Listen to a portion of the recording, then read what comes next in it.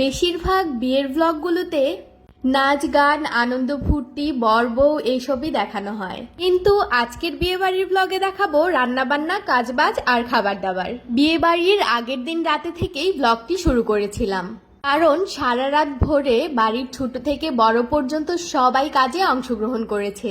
রাতের প্রায় 2টার সময় গরু জবাই করা হয়েছিল। গায়ে হলুদের অনুষ্ঠানের শেষেই গরুটা জবাই করা হয়েছিল। সবাই অনেক বেশি ক্লান্ত ছিল, তবুও কাজ শেষ করতে হবে। বাড়ির ছোট বড় সবাই মিলে হাতে হাত লাগিয়ে কাজ করছিল, আর সবাই মিলে কাজ করলে খুব সহজ হয়ে যায় কাজ। এইটা হচ্ছে বিয়ের সকালবেলা। বাড়ির মহিলারা সবাই মশলা করছে আর পুরুষরা সব হিসাব নিকাশ করছে। কি সুন্দর মুহূর্ত, তাই না? শহরের বিয়েগুলোতে তো কমিউনিটি সেন্টারে বুকিং দিয়ে রাখা হয় অথবা বাবুর্চিদের কন্ট্যাক্ট, কিন্তু গ্রামের বিয়েগুলোতে সবাই হাতে হাত লাগিয়ে কাজ করে, তাই সবকিছুই অনেক আনন্দপূর্ণ আর অনেক মজাদার হয়। অনেকেই মনে করে এত বড় অনুষ্ঠানে সব কাজকর্ম করা অনেক বেশি ঝামেলার, কিন্তু না, একবার করেই দেখবেন সবাই হাতে হাত লাগিয়ে কাজ করলে সেটা আরো বেশি আনন্দের হয়।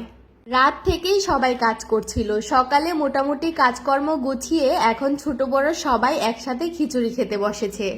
আর বিয়ের দিন সকালে খিচুড়ির নাস্তা এটা কিন্তু একদম কমন। আপনার এলাকায় কি নাস্তা হয় কমেন্ট করে জানাবেন। এদিকে বিয়ে বাড়ির সবার জন্য রান্নার প্রস্তুতি চলছে, আর ওইদিকে চলছে বরের রান্না। বরের রান্না মোটামুটি কমপ্লিট, ওইদিকে বরও এসে হাজির। শালিশালারা সবাই গেটে দাঁড়িয়ে আছে দুলাভাইয়ের কাছ থেকে টাকা উসুল করার জন্য। বিয়ের দিনের বেস্ট পার্ট হচ্ছে এটা। তারপর সবাই মিলে বরকে খেতে দিয়েছে, আর এখানে দাম দর হচ্ছে হাত ধোয়াতে কত টাকা দিবে তাদের। শালিদের আবদার মিটিয়ে এবার খাওয়ার পালা। দুলাভাই তো আমাদের হামলে পড়েছে খাওয়ার উপর। আমায় বিয়ে করতে এসে এত খাবার খায় এই মনে হয় প্রথম দেখলাম। এই যে বাড়ির বউ গয়না শাড়ি পরে হাজির, কিন্তু সাজুগুজুর একদমই সময় পাইনি। এবার তো আমারও খেতে হবে। চলুন আমার ননদের বিয়ের মেনুটা আপনাদের সাথে শেয়ার করি।